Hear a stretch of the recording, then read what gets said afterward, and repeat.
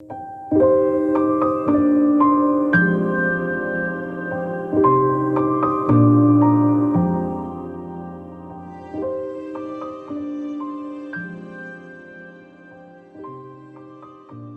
MP3 standard was globally adopted in 1992.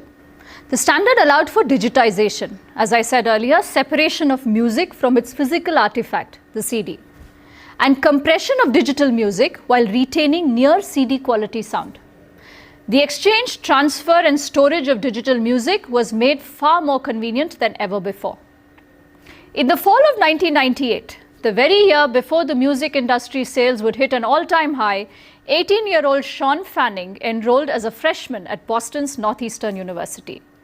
Like many of his peers, Fanning wanted to study computer programming. But aside from some basic programming techniques he had acquired, there was little indication that Sean Fanning was about to revolutionize the way music was distributed over the internet. At Northeastern, Fanning quickly became bored, skipping classes and returning frequently to his uncle's company. His lagging interest in college studies was due in part to a growing interest in a novel idea that he had for finding MP3 music files on the internet. Fanning had become frustrated with finding MP3s through search engines such as Lycos, which often led to broken links and missing files. His idea was to combine a music search function with a file sharing system that would let individuals directly trade music files with each other over the internet by using a tool that combined the file sharing functions of Microsoft Windows with the advanced searching and filtering capabilities of traditional search engines. And so, Napster was born. And this is how Napster grew. What explains this growth? Fewer search costs, greater unbundling of tracks, and lower price of music, of course. Most important, the latent desire for control on part of consumers and users, and the sense of resentment that recording companies were ripping them off. Remember, I spoke about a very disempowered lot of consumers who had to consume a fixed amount of music that was thrust upon them by the recording companies.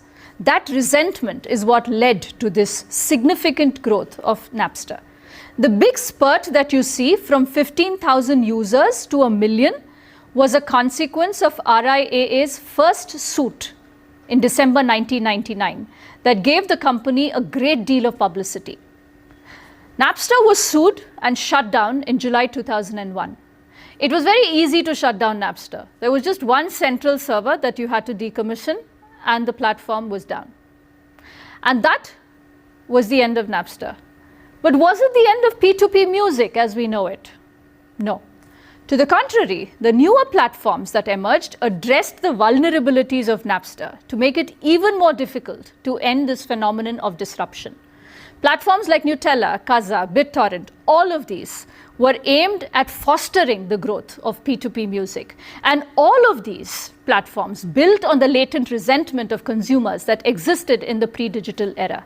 Music had been transformed forever.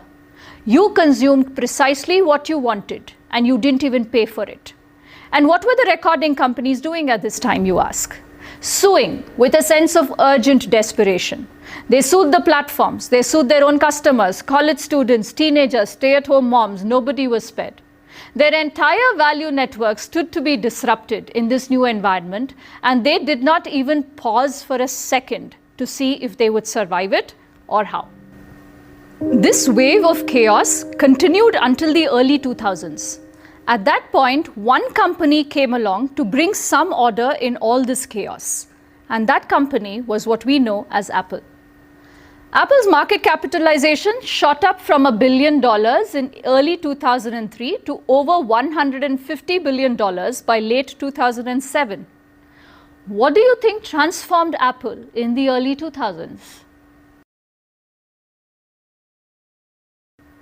If you're saying iTunes, you may be well on mark. Before the launch of iTunes, Apple was selling an average of 113,000 iPods per quarter. By the quarter ending 2003, that figure had shot up to 735,000 units. The combined contribution of iTunes and iPod to Apple was 45% of sales. What do you think the contribution of iTunes was? Of the 99 cents that it took for a song, 70 cents went to the music label that owned it. 20 cents went towards the cost of credit card processing. That left Apple with about a dime of revenue per track, from which Apple had to pay for its website, other direct and indirect costs. In essence, iTunes gave nothing to Apple. What Jobs had created was a razor and blade business model, only in reverse. The variable element in this case, iTunes, served as a loss leader for a profit-driving durable good, the iPod. Of course, Apple had redefined the size, look, and design of the MP3 player, but far smarter than taking a good technology and wrapping it in a snazzy design. It took, in fact, I would argue, a good technology and wrapped it in a great business model. Apple's value proposition was enabling people to find and legally download high-quality music files extremely easily, transfer them to different iPods, make a few copies for their friends by burning a limited number of CDs. This was a major reason why the iPod took off as it did. It was the front end of a very smart and highly differentiated platform that worked for both the music industry and the consumer. And this was the point at which the recording companies began to breathe. So now let's place all that we've discussed about the music industry in the context of the disruptive innovation framework that we discussed in the earlier sessions. The music industry was creating these very high quality products, specifically CDs, that overserved the market. They operated models of recording and production that reflected a need for very high quality audio reproduction. However, the reality of the market was that consumers really did not require this sophistication. In this overserved market, the MP3 made its entry.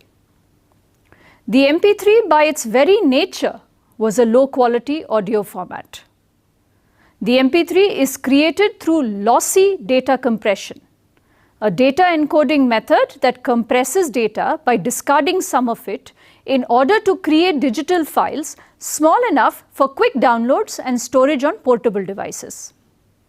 Low quality and way inferior to the CD in terms of audio quality. However, as I noted earlier, the MP3 addressed some very real needs of consumers, aligning consumption with preferences for singles instead of albums, low costs of experiencing music, low costs of buying and storing music, and the ability to meet niche tastes. And what we saw was, while the early digital music products and platforms were very low quality, the subsequent products, and more important, the business models, began to add wrappers and layers to finally intersect the mainstream performance trajectory of the recording industry and disrupt it completely. Could the recording companies have done this?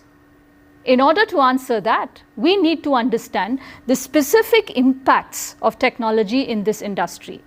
Specifically, we need to understand how these technological innovations impacted the customers and artists in addition to the recording company.